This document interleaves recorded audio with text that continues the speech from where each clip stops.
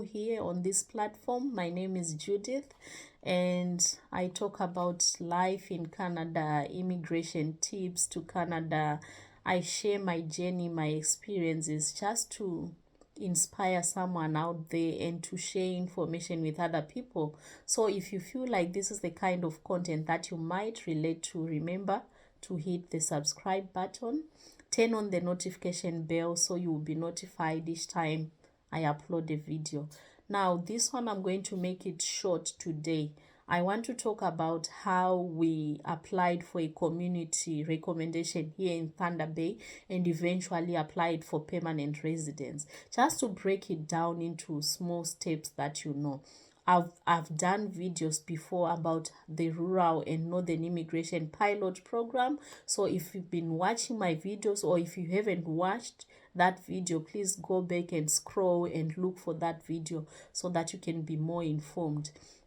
So the rural and northern immigration pilot program, it has about 11 participating communities, and in Thunder Bay here where we are based is one of the communities that is participating in this program. And even when we were coming to Canada, when my husband was looking for a church that he was going to serve in, we looked at those things. We considered that option that, wherever he goes, eventually would have to be able to convert to permanent residence. So we were very particular even about the province or the place that we were going to settle in. So those are some of the things also that you need to consider if you are working on your journey to Canada and you want to settle here permanently.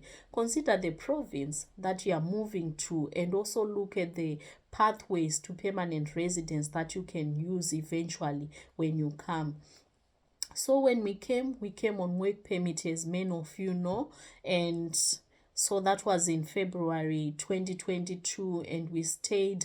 And the rural and northern immigration pilot, by that time it was running. Well, apparently they are saying this program is going to stop in August 2024, but our immigration consultant told us that normally programs like these, it was a pilot program, but now it will become permanent. So I don't think they are going to close it.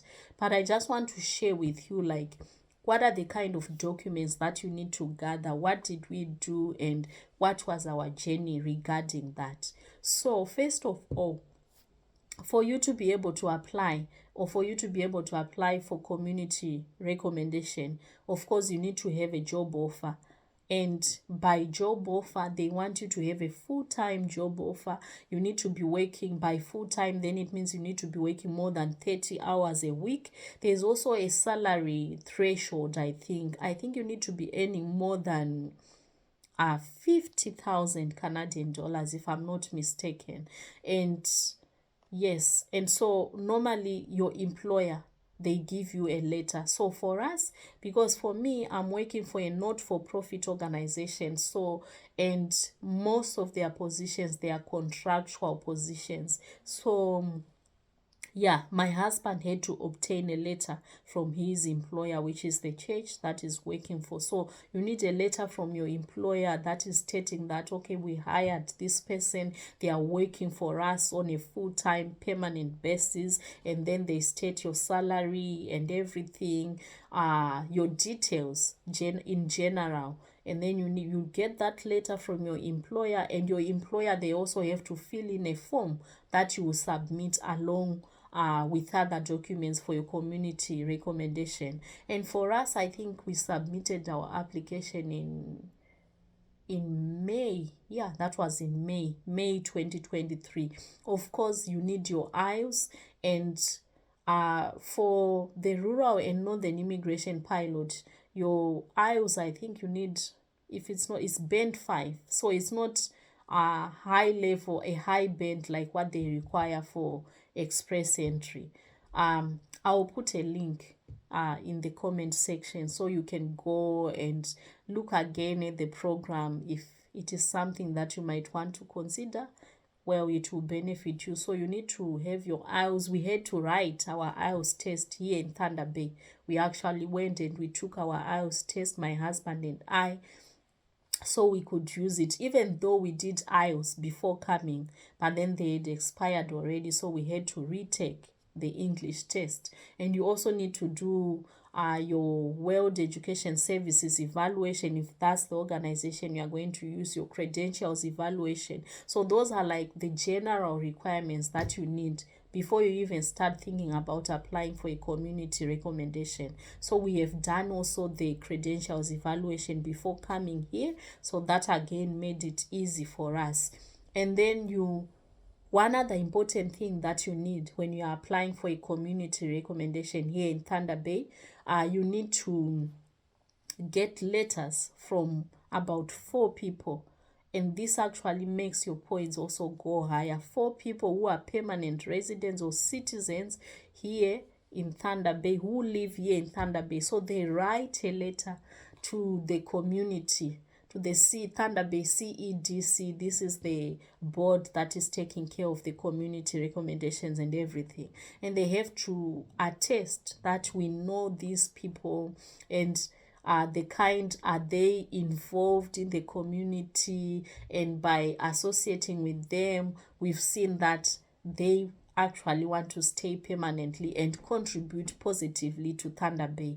So because a community recommendation, remember, rural communities, these are places where many people don't want to come and settle. So they want an assurance sort of from people who know you, and they want to see whether you've established like relationships with people in the community, because that is what will make you stay at the end of the day. So the letters, people will just state the activities that you do. Like for my husband, the people were writing that he's involved in church, he's working for the church, and is contributing positively to the community. And for me also, I'm working and everything. So if you get those letters, they help a lot, because remember, this is community recommendation. So your community recommendation is also based on your community involvement and the kind of relationships that you've established in the community, which indicates that you are going to stay in the community forever, because that's what they want anyway by giving you a permanent residence or a community recommendation. So when all that is done, you submit your application to the Thunder Bay CEDC, and then that way we had to wait. I think we waited for about 2 months before they got back to us, because they receive a lot of applications. Recently they extended like the region which is going to apply or to fall under Thunder Bay. So other small towns and cities around Thunder Bay, they are also involved in the rural and northern immigration pilot, and they've been receiving a lot of applications as of late. So we had to wait for 2 months, which was again a time of waiting and praying patiently. And then I think around the beginning of August, that's when we got back a letter and we got the community recommendation. So the community recommendation is actually a document that they send to you. And this is the document now that you will use to apply for permanent residence. So when you are applying for permanent residence through the rural and northern immigration pilot, you don't need again to go and create a profile, do express entry, or all those other things. So I feel like, as much as sometimes it's difficult to find a job, especially from outside Canada, but if you are here in Canada, then you might need to consider going and settle down in a rural community that is taking part in this program. Because once you have a job, you apply for your community recommendation, and then that community recommendation, you apply for permanent residence direct. So that has been our journey so far, guys. So we submitted our permanent residence application sometime end of October, beginning of November. That's when we applied for permanent residence. Yeah, so right now it's just a waiting period. We are waiting, and well, because they have a lot of backlog and they have so many applications from so many people. So yeah, we are waiting to get the response. We hope before the end of this 2024 we will get a positive response and we'll have our permanent residence. And of course, when it happens, you guys will be the first ones to know, because as usual, I want to share my journey as I go, and just to let people out there know that it's possible you can move to Canada and settle down here and be able to pursue your dreams and be able to build a life with your family as an individual. And there are so many pathways to permanent residence. This one for today was just to give a summary of what we did.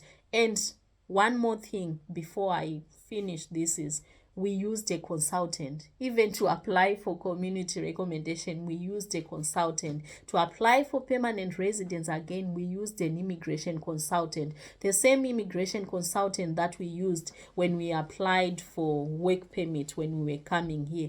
Why are we using an immigration consultant? Guys, I want to give an example.